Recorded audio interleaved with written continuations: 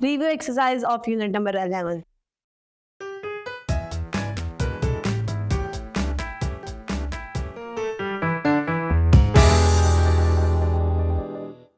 Assalamu alaikum. I welcome you all on the platform of digital academic provided by Moonlight International Publishers. Hello, my dear students. I'm your maths teacher. My name is Aisha. Our today's topic is about review of chapter number 11. Chapter number 11 के start में basically हमने circle और polygons यानी कि quadrilaterals को discuss किया था. Quadrilateral आपके पास क्या होती है? ये जानने से पहले हम सबसे पहले ये जानेंगे कि पॉलीगॉन क्या थी. Poly means many and gones mean sides. ऐसी फिगर, ऐसी शेप जिसकी बहुत ज़्यादा साइड्स होती हैं उसको कहते हैं पॉलीगॉन. और जो मिनिमम साइड्स हम यूज़ करते हैं वो है 3 साइड्स और उस पॉलीगॉन का नाम होता है ट्रायंगल. इसके बाद आपके पास स्क्वायर आ जाती हैं, रेक्टेंगल्स आ जाती हैं, आपके पास हेक्सागोन आ जाता है, हेप्टागोन आ जाता है, ऑक्टागोन आ जाता है. इस तरह की फिगर्स आ जाती हैं. आपके पास काइट आता है, रोम्बस आता है आपके पास. और इनमें जो ये सब चीज़ें ये कहलाती हैं क्वाड्रेटरल. क्वाड्रेटरल आपके पास 4 साइडेड फिगर्स होती हैं. 4 साइडेड फिगर्स मीन ऐसी शेप जिसकी 4 साइड्स होती हैं. ऐसा पॉलीगॉन जिसकी 4 शेप्स होती हैं उसको कहते हैं क्वाड्रेटरल. अब क्वाड्रेटरल के आगे से टाइप्स है कि क्वाड्रल की साइड्स इक्वल भी हो सकती हैं, 2 साइड्स इक्वल हो सकती हैं, ऑल साइड्स अनइक्वल हो सकती हैं, या उसकी शेप थोड़ी टेढ़ी हो सकती है, या आपके पास वो होगा स्क्वायर बट थोड़ा सा टेढ़ा होगा, या आपके पास रेक्टेंगल होगा लेकिन थोड़ा सा तिरछा होगा, या आपके पास उसी शेप को उन्होंने इस तरह कर दिया होगा डायगोनल्स पे, यानी कि उसको काइट शेप दे दी गई होगी. इस तरह के डिफरेंट जो हमने डेफिनेशंस थी, उनके एंगल्स थे, उनकी लाइन ऑफ सिमेट्री थी, ये सब कुछ हमने डिस्कस किया था. इसके बाद स्टूडेंट्स हमने पढ़ा था ट्रायंगल. ट्रायंगल बेसिकली हमने कहा था 3 साइडेड फिगर है जिसमें आपके पास जो है वो ट्रायंगल के तमाम एंगल सेम हो सकते हैं. उसको इक्विलेटरल कहा था.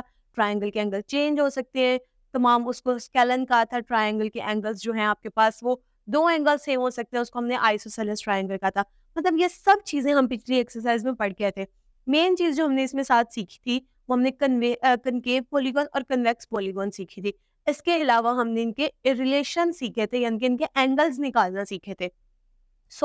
अगर हम इंटीरियर एंगल्स की बात कर रहे थे क्वाड्रेटरल की या पॉलीगॉन की, तो उसमें हमने फॉर्मूला पढ़ा था n-2 multiply by 180 is equals to the required figure. ये इसके बराबर थी इंटीरियर एंगल. और exterior angle sum of all sides is equals to 360 हमने पढ़ा था.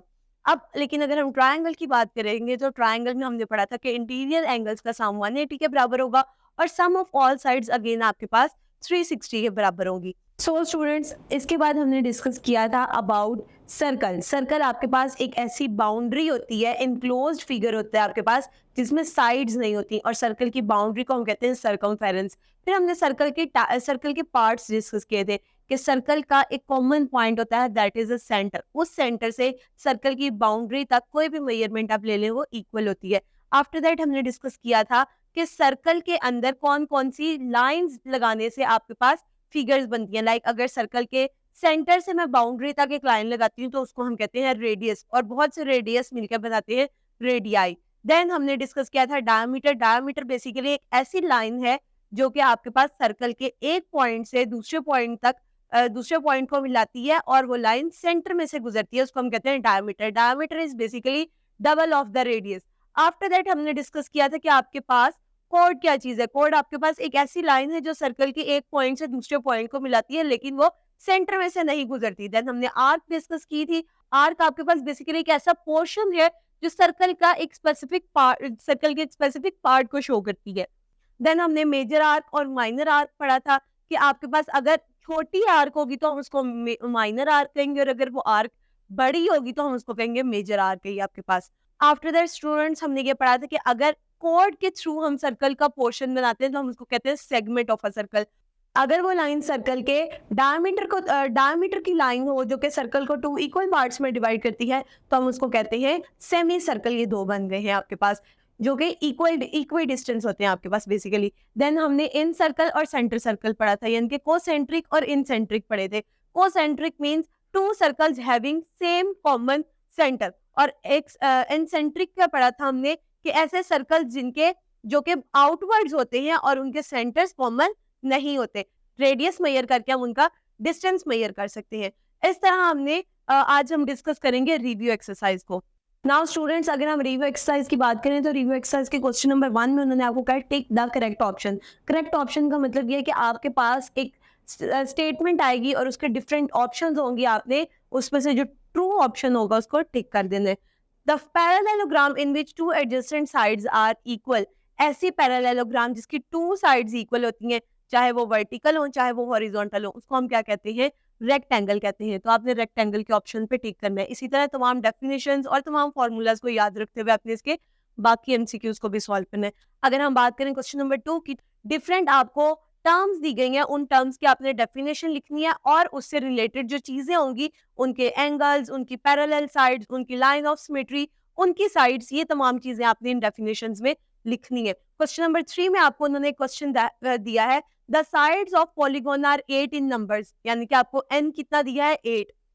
Then what would the sum of its internal angles, उनके इंटरनल एंगल्स का सम किसके बराबर होगा? इंटरनल एंगल्स का सम हमने पढ़ा था n माइनस 2 मल्टीप्लाई बाय 180। सो हम क्या करेंगे? n को माइनस करेंगे 2 में से, हम 8 को 2 में से माइनस करेंगे तो हमारे पास आंसर आएगा 6। अब 6 को 180 से मल्टीप्लाई करेंगे तो जो आंसर आएगा वो इस क्वेश्चन का एक्यूरेट आंसर होगा। Now student, question number 4 exactly 11.1 के क्वेश्चन नंबर 2 की तरह, जिस तरह आपने वहां पर इंटीरियर एंगल्स और एक्सटीरियर एंगल्स को फाइंड आउट किया था थ्रू फॉर्मूला, आपने सॉल्व करना है। इसी तरह इसके रिमेनिंग पार्ट्स को सॉल्व करना है। मैं उम्मीद करती हूँ आपको आज का लेसन समझ में आया होगा। Stay tuned till next video. अल्लाह हाफिज।